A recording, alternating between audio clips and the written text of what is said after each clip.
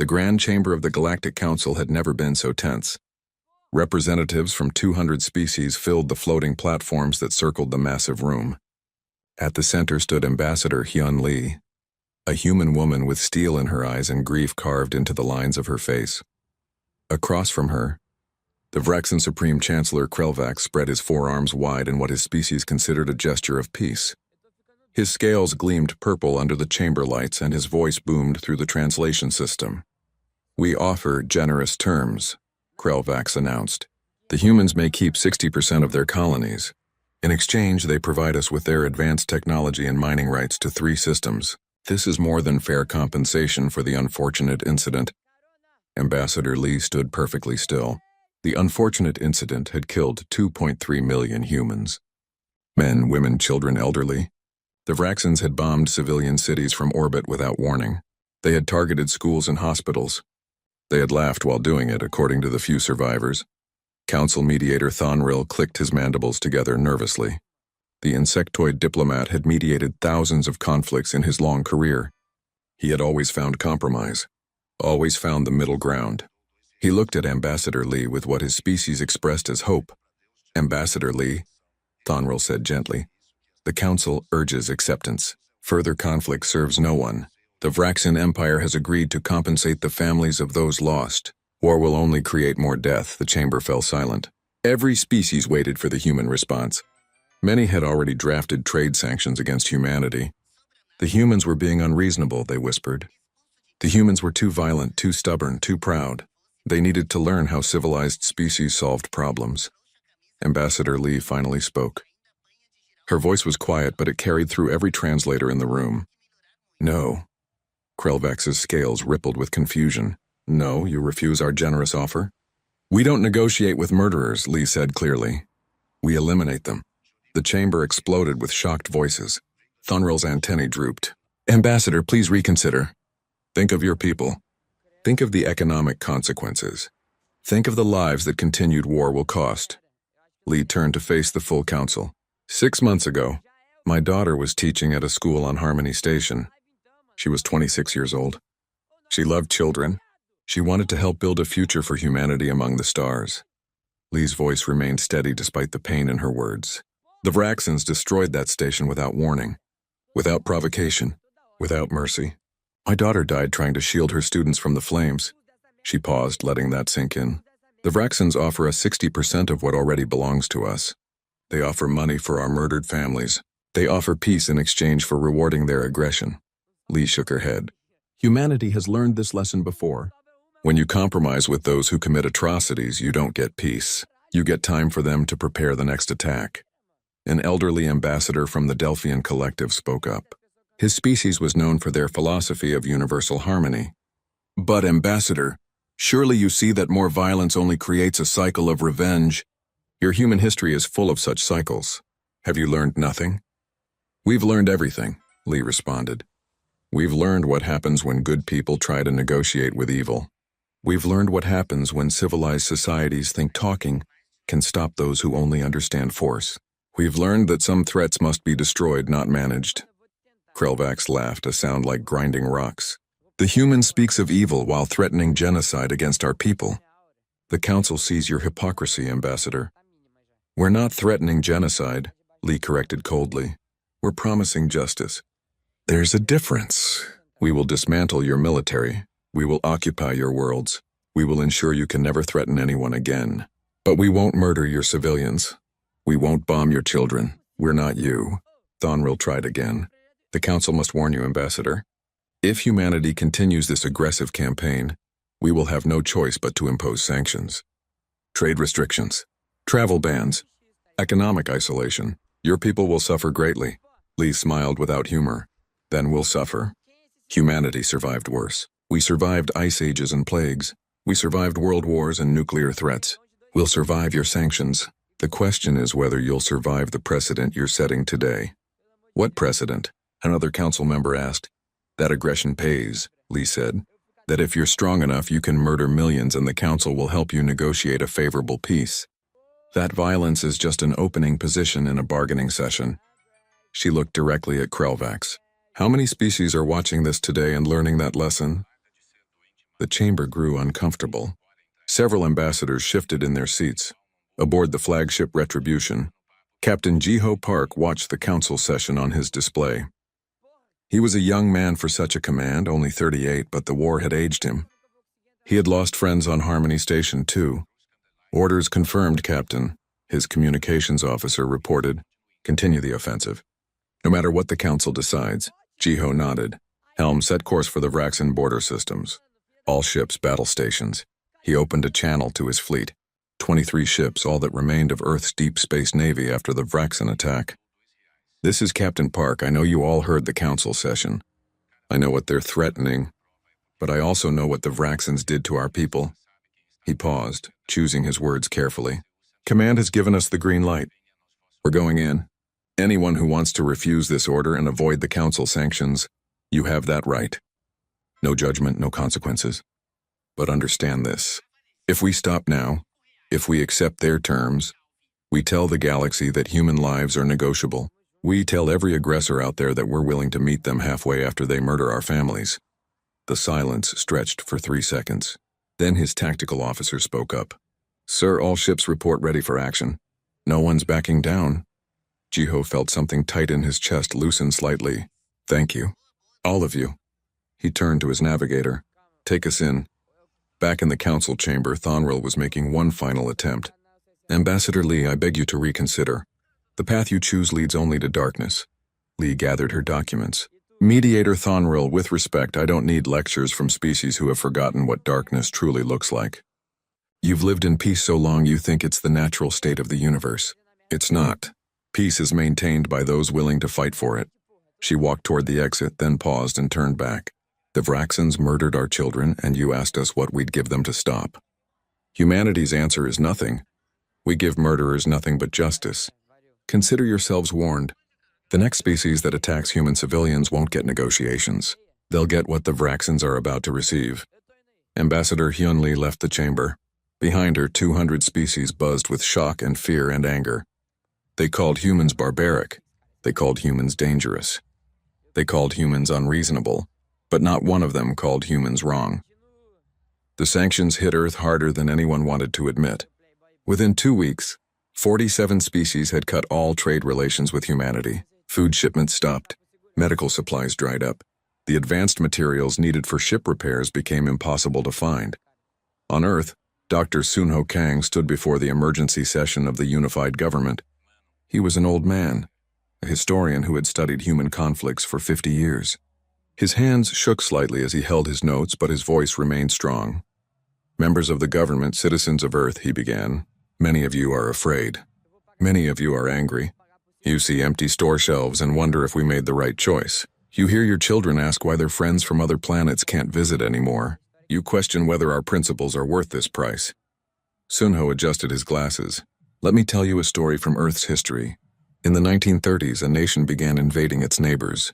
The civilized world tried negotiation. They tried compromise. They gave that nation land hoping it would be satisfied. They called it peace. But it wasn't peace. It was just time for the aggressor to grow stronger. He paused, letting his words sink in. By the time the civilized world finally fought back, 50 million people had died. 50 million. Because good people believed that evil could be reasoned with. Because they thought any peace was better than war. They were wrong. And millions paid the price for that mistake. Sunho looked directly into the cameras broadcasting his speech across Earth and to the few remaining Allied colonies. The Vraxans murdered 2.3 million of our people. The Council asked what we would give them to stop. If we had said yes, if we had compromised, we would have taught the entire galaxy a simple lesson. Kill enough humans and they'll pay you for it. How many more millions would die in 5 years? 10 years? When the Vraxans decided they wanted more, deep in Vraxan territory, Commander Daeun Kim led her ground forces through the smoking ruins of a labor camp. They had expected military resistance. What they found was worse. The camp held prisoners from 6 different species, aliens who had been captured during Vraxan raids over the past decade. The conditions were horrific. Many prisoners were sick. All were starving. And in the commander's office, Daeun found the execution schedules. Commander, you need to see this, her lieutenant called out. He had pulled up files from the camp database. These prisoners were supposed to be executed 3 days ago. What stopped it? Dayun asked. According to the logs, they were saving them as bargaining chips. For the peace negotiations, the lieutenant looked sick. They planned to offer their release as proof of Vraxan mercy, then execute them quietly once the deal was signed. Dayun felt rage burn cold in her chest. She opened a channel to the freed prisoners, using the translation system. You're safe now. We're evacuating you to medical facilities. You're going home. An elderly alien from the Quillic species looked at her with confusion in his 6 eyes. But why? Our government voted to sanction your people.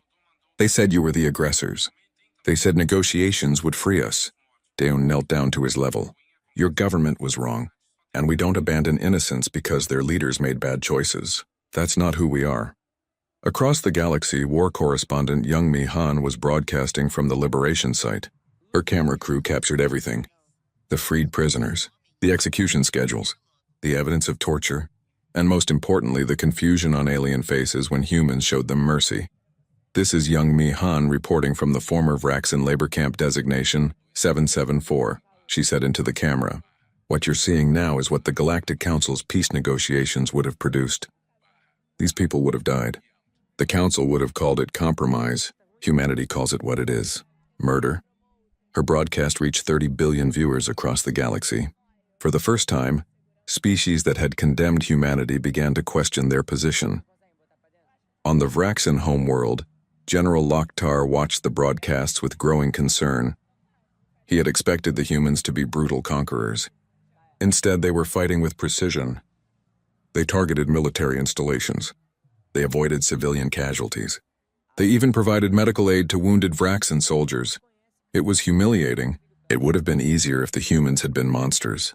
Instead, they were proving themselves better than the Vraxans in every way that mattered. Sir, the human fleet is advancing on 3 fronts, his aide reported. They've taken the Korvax system, the Delrin system, and they're pushing toward our core worlds. Loktar made a decision. If conventional war wouldn't stop the humans, perhaps terror would. Release the biological weapons. Target their forward bases. The aide hesitated. Sir, biological weapons are forbidden by galactic law. If we use them, the humans have already made us outlaws, Loktar snarled. What does it matter now? The biological attack hit 3 human bases simultaneously. It was a weapon the Vraxans had developed in secret, a virus designed to cause agonizing death within hours. The Vraxans expected panic, expected humanity to pull back. Instead, Captain Jiho Park's fleet accelerated their advance. Sir, we have casualties from the bioweapons, his medical officer reported. Estimated 700 dead, another 2,000 infected. Jiho's jaw tightened. Quarantine protocols, full decontamination, and send a message to Earth Command. The Vraxans just escalated. We respond in kind. Sir, we don't have biological weapons. No, Jiho agreed. But we have something better. We have evidence. Transmit everything to the Galactic Council. Every scan of the bioweapon. Every casualty report. Every piece of data. Let the galaxy see what their peace negotiations were protecting. Youngmi Han received the data an hour later. She didn't hesitate. She broadcast it all. The Vraxan biological weapons. The human casualties. The fact that these weapons had been developed long before the war began. On Earth, families mourned the new casualties. The economic sanctions were getting worse. Power rationing had begun.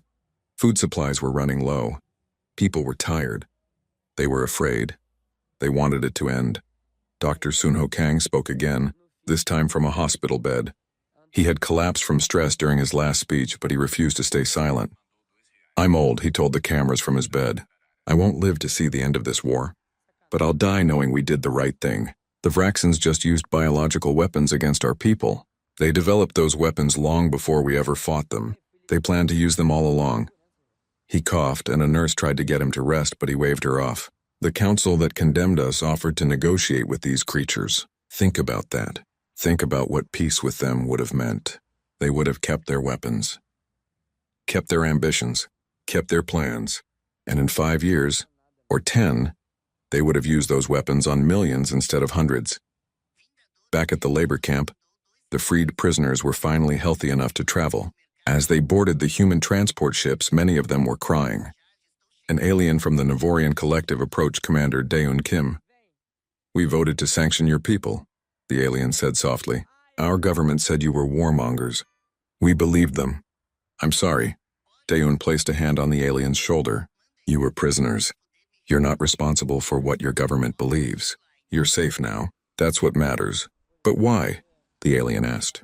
Why save us when our people hurt yours? Daeun smiled sadly. Because that's the difference between us and the Vraxans. They see everything as leverage. We see people who need help. It's really that simple. As the transport ships carried the freed prisoners away, young Mi-Han ended her broadcast with words that would echo across the galaxy. The Galactic Council offered humanity peace through compromise. Humanity chose war through principle. Today, I watched humans save people whose governments betrayed them. I watched humans show mercy to enemies who showed none.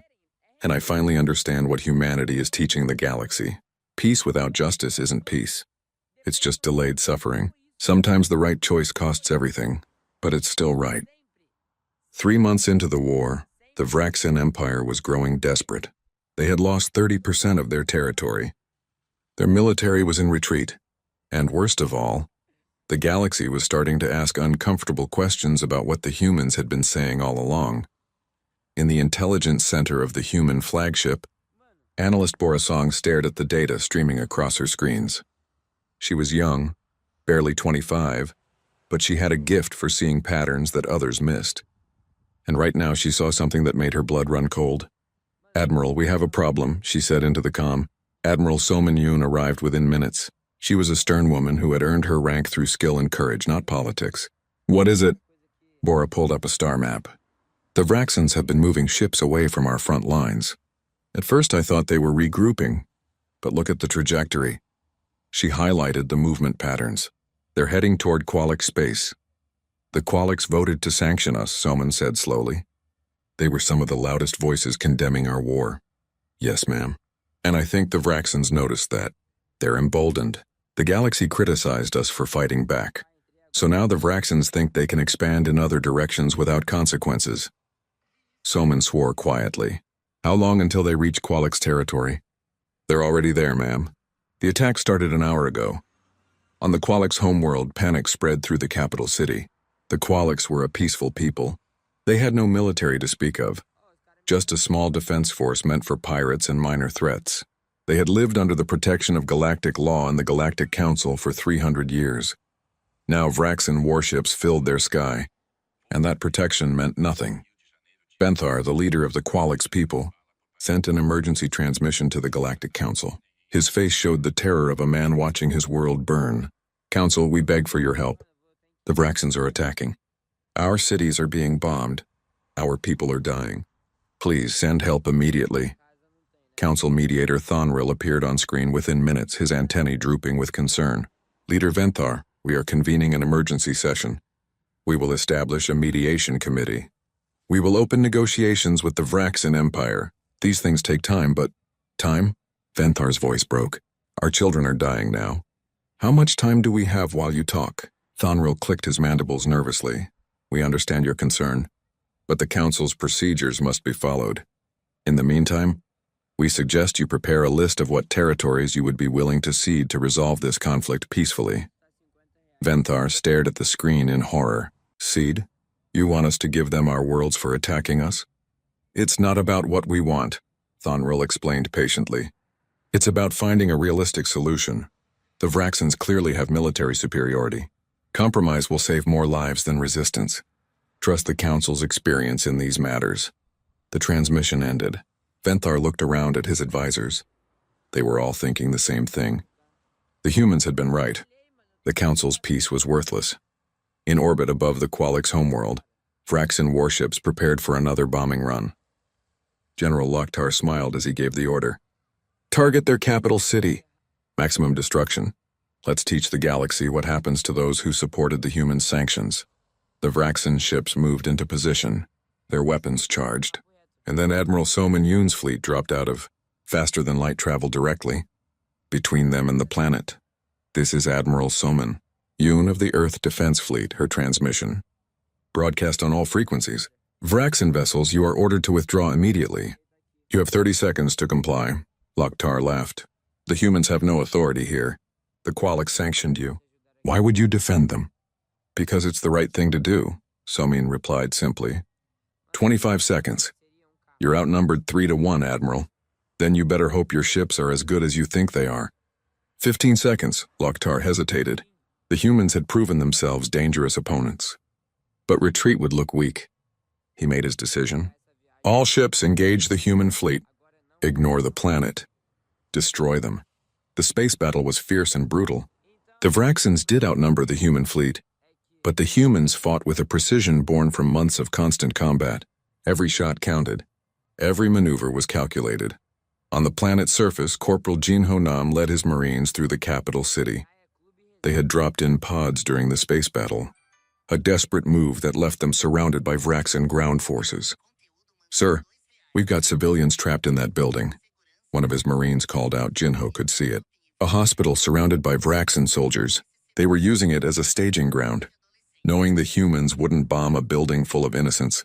Form up, we're going in. The street-to-street fighting was intense. Jinho's squad was outnumbered, but they had better training and better motivation. They pushed forward building by building, evacuating civilians as they went. A young Qualix child clung to her mother as Jinho carried them both to safety. The mother looked at him with confusion in her large eyes. Why are you helping us? We voted against your people. We called you monsters. Jinho set them down behind the human lines. You were wrong about us. Doesn't mean you deserve to die for it. He checked his weapon. Stay here. We're getting everyone out. In orbit, the space battle was turning in humanity's favor. The Vraxan ships were more numerous, but the human vessels were better commanded. One by one, Vraxan warships fell back or were destroyed. Admiral Somin opened a channel to the Qualix government. Leader Venthar, we're establishing a defensive perimeter. My ground forces are evacuating your citizens from combat zones. You're safe now. Venthar could barely speak. Why, after what we said about you? After we supported the sanctions? Because we don't abandon innocents to murderers, Somin said. That's the difference between us and them.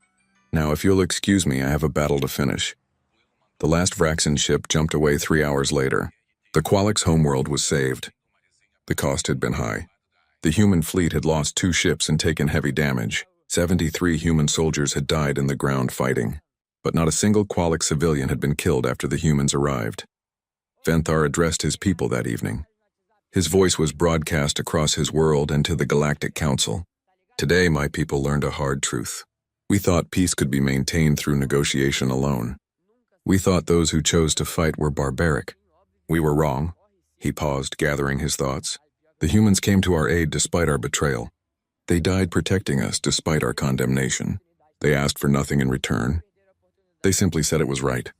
The Galactic Council offered us negotiations while our children burned. The humans offered us their lives. I know now which species truly understands peace. Within days, 5 more species quietly contacted Earth's government. They didn't announce it publicly, fearing Council reprisal. But they all said the same thing. They wanted human protection. They no longer trusted the Council's mediation. Council mediator Thonril watched this development with growing alarm. For thousands of years, the Council had maintained peace through negotiation and compromise. The humans were destroying that system simply by refusing to compromise with evil. On Earth, Dr. Sunho Kang had recovered enough to give one more speech. He looked older than his years, worn down by the weight of the war. But his message was clear. People ask me if the cost has been worth it. We've lost thousands of our people. Our economy is suffering. We're isolated from much of the galaxy. Was it worth it? He smiled sadly. Ask the Qualix. Ask the species freed from Vraxan labor camps. Ask the 5 species who now seek our protection, because they finally understand what we knew from the beginning. Some evils cannot be negotiated with. They can only be stopped. The cost has been terrible, but the cost of compromise would have been worse. Analyst Bora Song was already looking ahead. She studied the galactic map, tracking movements and communications, and she saw something that worried her. Admiral, we have another pattern developing, she reported. Several species are increasing their military spending. They're watching what's happening. They're learning. Learning what? Admiral Somin asked. That the Council's protection is an illusion. That if you want to be safe, you need to either be strong yourself or ally with someone who is. The galaxy's balance of power is shifting. Somin nodded slowly. Good, let it shift. A galaxy that prepares to defend itself is better than one that thinks talking can stop missiles. On the Qualic's homeworld, Corporal Jinho Nam was preparing to ship out with his unit. As he walked through the recovering city, Qualic citizens stopped to thank him. Children brought him flowers. Adults bowed in gratitude. The young Qualic's child he had rescued ran up to him with a drawing. It showed a human soldier standing between her family and danger. She didn't speak his language, but the meaning was clear. Jinho knelt down and accepted the drawing carefully. "You're welcome, kid. Stay safe, okay?" As his transport lifted off, he looked back at the city, at the people rebuilding, at the life returning to streets that had been battlefields just days before. The cost had been high, but seeing this made it worth it. The war had reached the Vraxin core systems. After 5 months of fighting, humanity's fleet now surrounded the Vraxin throne world. The planet below held 3 billion Vraxins, including their government and military command. General Taehyun-Oh stood on the bridge of the command carrier Resolution, studying the tactical display. He was a careful man, methodical and patient. He had earned his rank not through bold heroics, but through winning battles with minimal casualties. Now he commanded all human military forces, and the weight of that responsibility never left his shoulders. "Sir, incoming transmission from the planet's surface," his communications officer reported. "It's Supreme Chancellor Krelvax. He's requesting direct contact with you." Taehyun nodded. "Put him through." Krelvax appeared on the screen. The proud Vraxin leader who had offered humanity terms 6 months ago now looked desperate. His scales had lost their shine. His forearms trembled slightly. "General O," Krelvax began, "let us negotiate. Please, we will withdraw from all conquered territories. We will pay reparations. We will disarm our military. Just call off your attack." Taehyun studied the alien leader with cold eyes. "You had that option before you murdered our children. You could have chosen peace then. You chose war instead. This is not negotiation, Chancellor. This is justice. But your own people are suffering," Krelvax pleaded. "The sanctions, the economic costs, the thousands of your soldiers who have died. Was it worth this? We can end it now. Right now. Just agree to terms." "How many other species were you planning to attack after us?" Taehyun asked quietly. Krelvax blinked his 3 eyes in confusion. "What? It's a simple question. After you defeated or negotiated peace with humanity, who was next?" The Supreme Chancellor's silence was answer enough. Taehyun leaned forward. "You see, Chancellor, that's the difference between us. We know exactly who you are. We've learned our lesson about making peace with predators. You'll have your peace, but it will be on our terms, not yours." The transmission ended. Krelvax sat back in his throne room, feeling something he had never experienced before: complete defeat. While the fleet maintained the siege, Captain Eunji Shin and her covert operations team moved through the Vraxin government archives. They had infiltrated the throne world 2 days earlier, a dangerous mission that had cost 3 good soldiers. "Captain, you need to see this," one of her team called out. He had hacked into the central database. "These are planning documents, military projections, target lists." Yoonji read through the files, her expression growing darker. They were planning systematic conquest of 32 species, complete genocides of 14 of them, species the Council would have protected through negotiation. "There's more," another team member added. "Look at the timeline. These plans were made 3 years before they attacked humanity. They've been preparing for galactic conquest all along." Yoonji encrypted the data and transmitted it to Minister In-woo Baek, who was currently on his way to the Galactic Council. They had asked for one final session before the siege concluded. One final chance for humanity to explain itself. Minister In-woo Baek was not a soldier. He was a civilian politician, a man who had spent his career building bridges between communities. He believed in dialogue and cooperation, but he also believed in truth, and what he had seen during this war had changed him forever. He entered the council chamber carrying the data Captain Shin had recovered. 200 species watched him with mixed emotions. Some were hostile, some were curious, some, like the Qualics, were supportive. "Honored Council," In-woo began. 6 months ago, my colleague Ambassador Lee stood here and told you we would not negotiate with murderers. You condemned us. You sanctioned us. You called us barbaric. Today I'm here to show you why we were right." He activated the display, projecting the Vraxin documents for all to see. "These are planning documents from the Vraxin military archives. They detail planned attacks on 32 different species. 14 of those species were marked for complete elimination, not conquest, not subjugation, extinction. The chamber erupted in shocked voices. Inwu waited for them to quiet before continuing. Look at the dates. These plans were made 3 years ago. Long before the Vraxans attacked humanity, they were building toward galactic conquest. We were just their first target. He pulled up another document. Here's what's interesting. The Vraxans specifically chose their targets based on Council doctrine. They identified species that would rely on negotiation rather than resistance. Species that the Council would protect through mediation rather than force. Council mediator Thonril's antennae were trembling. This cannot be real. The Vraxans agreed to multiple peace conferences. They showed willingness to negotiate. Because negotiation gave them what they wanted, Inwu replied. Every time you mediated a conflict involving the Vraxans, what happened? They gained territory. They gained resources. They gained time to prepare for the next attack. Your peace process was feeding their war machine. An elderly delegate from the Talaran Concord slowly rose to speak. This was Elder Tamora, a being who had observed galactic politics for 800 years. Her species rarely involved themselves in council affairs, preferring to watch and learn. When she spoke, everyone listened. I have witnessed the rise and fall of 17 galactic civilizations, Tamora said in her ancient voice. I have seen empires built on conquest. I have seen confederations built on peace. And I have learned one fundamental truth that the Council seems to have forgotten. She paused, her old eyes sweeping across the chamber. Peace is not the absence of conflict. Peace is the presence of justice.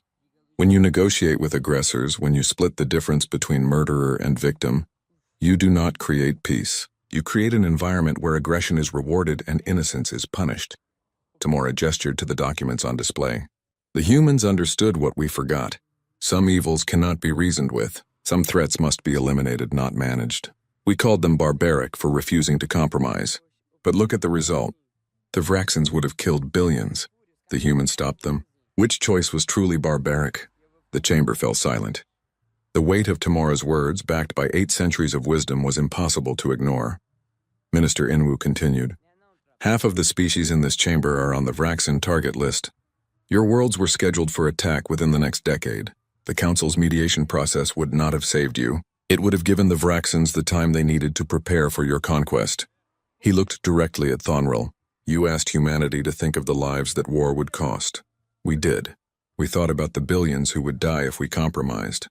We thought about the children of every species on this list, and we decided their future was worth fighting for, even if it cost us everything. On the throne world below, General Loktar prepared his final defenses. He had listened to the Council broadcast. He had heard his own plans exposed for all to see. Now the galaxy knew the truth. Sir, the human fleet is moving into final position, his aide reported. They're preparing for orbital insertion. Loktar nodded slowly. Order all military personnel to designated positions. Evacuate civilians to the southern continent. Whatever else happens, we don't want them claiming we use civilians as shields. The aide looked surprised. Sir, that's exactly what the humans would expect us to do. Using civilian areas as cover would prove them right about us, Loktar interrupted. I may be a warrior aide, but I'm not a monster. Not like they think. Evacuate the civilians. As the preparations continued, Loktar found himself thinking about the humans. They had been so predictable in some ways. Always protecting the weak. Always showing mercy when they could. Always fighting with honor even when their enemies did not. It should have been a weakness. Instead, it had made them stronger. Species that initially condemned them now sought their protection. Soldiers who faced them learned to fear their discipline. And the galaxy was being forced to confront an uncomfortable truth. Maybe the humans' way was better. Back in the council chamber, the debate raged on. Some species argued that humanity had still acted too aggressively. Others countered that aggression against aggressors was not the same as unprovoked violence. The chamber was dividing along new lines. Elder Tamora spoke again. The council has a choice to make. We can cling to our old ways, pretending that endless negotiation will protect us, or we can learn from what the humans have taught us, that peace must be defended. That justice sometimes requires force, that some lines cannot be crossed without consequences. She looked around the chamber. I propose we dissolve this council, not in defeat, but in recognition that our methods are no longer sufficient. We need a new system, one that protects the innocent while punishing the guilty, one that the humans would respect. The proposal sent shockwaves through the chamber. Dissolve the Galactic Council. It had existed for 5,000 years. It was the foundation of galactic civilization. But as Minister Inwu watched the debate unfold, he realized something. The foundation had been cracked for a long time. Humanity had just exposed it for all to see. Now the galaxy had to decide what to build in its place. On the resolution, General Tae-hyun-oh received word that civilian evacuations on the throne world were complete. The Vraxan military had actually cooperated. The Vraxan throne world fell after 3 days of careful, methodical assault. General Tae-hyun-oh's forces moved through the capital city with precision, securing government buildings and military installations while avoiding civilian areas. By the time Supreme Chancellor Krelvax was taken into custody, only military personnel had been killed in the fighting. President Kyungmi Lim watched the reports from Earth with mixed feelings. She was a grandmother, a former teacher who had never expected to lead humanity through a war. But when the previous president had died in the initial Vraxan attack, she had stepped up. Now 7 months later, she was presiding over humanity's greatest military victory and facing its greatest diplomatic challenge. Madam President, her aide said quietly, the Galactic Council has officially dissolved. Elder Tamora's proposal passed with 73% support. They're asking to meet with you about establishing a new galactic government. Kyungmi nodded slowly. Tell them I'll attend. But first I want to visit the War Crimes Tribunal. The tribunal had been established on a neutral world, overseen by a coalition of humans and allied species. General Loktar was the first to stand trial, and Ambassador Hyun Lee had insisted on attending. Lee sat in the observation gallery as Loktar was brought in. The Vraxan general looked older somehow, diminished by defeat. When he saw Lee watching, something passed across his reptilian features. Recognition, perhaps, or regret. The prosecution presented evidence of attacks on civilian targets, use of biological weapons, and plans for genocide against multiple species. Loktar did not deny any of it. When asked if he had anything to say in his defense, he stood and faced Ambassador Lee directly. I have no defense, he said. I followed orders. I believed in our cause. I thought we were strong and you were weak. He paused. I was wrong about what strength means. You humans fought us with honor even when we showed none. You protected species that had betrayed you. You showed mercy when you could have shown cruelty. Loktar's scales darkened with what might have been shame. Ambassador Lee, you once asked why we didn't negotiate. The truth is, we never intended to. We saw negotiation as a tool to buy time and extract concessions. We thought species that relied on talking were cowards. He looked around the tribunal. We were wrong. The real cowards are those who attack the defenseless and hide behind negotiations. You humans taught the galaxy that lesson. I just wish we had learned it before millions died. Ambassador Lee spoke for the first time. General, your regret doesn't bring back my daughter. It doesn't bring back any of the people your forces killed. But I hope it teaches others what the Council never could, that actions have consequences, that you can't murder your way to peace. The tribunal would continue for months, but Loktar's testimony set the tone. Other Vraxan officers began to cooperate, providing evidence against their own government. It was as if humanity's example of honor had cracked something in the Vraxan military culture. On the Vraxan throne world, now under human occupation, Captain Jiho Park walked through the rebuilding capital city. He had been promoted to admiral after the successful siege, but he still preferred his old title. It felt more honest somehow. A young Vraxan child approached him cautiously. She couldn't have been more than 6 years old by human standards. She held out a piece of fruit, a traditional Vraxan gesture of peace. Jiho knelt down and accepted it carefully. Thank you. What's your name? The child's translator struggled with her young voice. Kira, are you going to hurt my father? Is your father military? She nodded, eyes wide with fear. If he committed crimes, he'll face trial. But we don't hurt people just because they're Vraxan.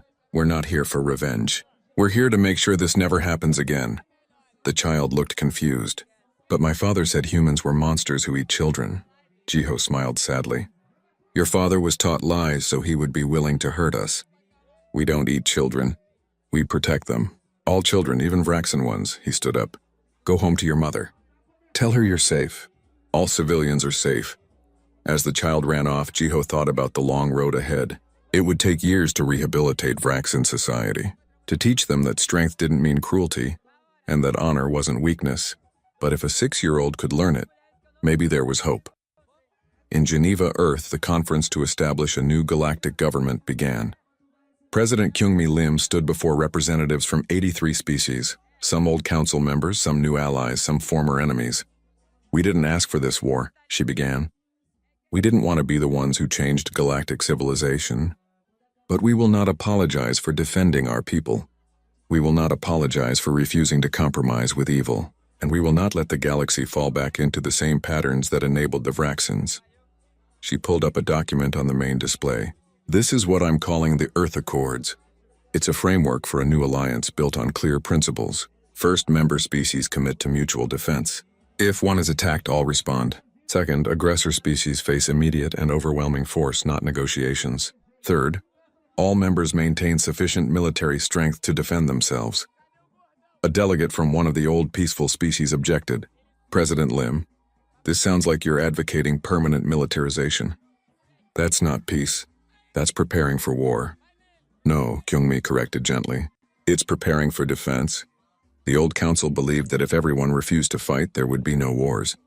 But that only works if everyone agrees. The Vraxans didn't agree. Neither did the species on their conquest list. The galaxy learned that peace maintained through weakness is not peace. It's just waiting for someone stronger to take advantage.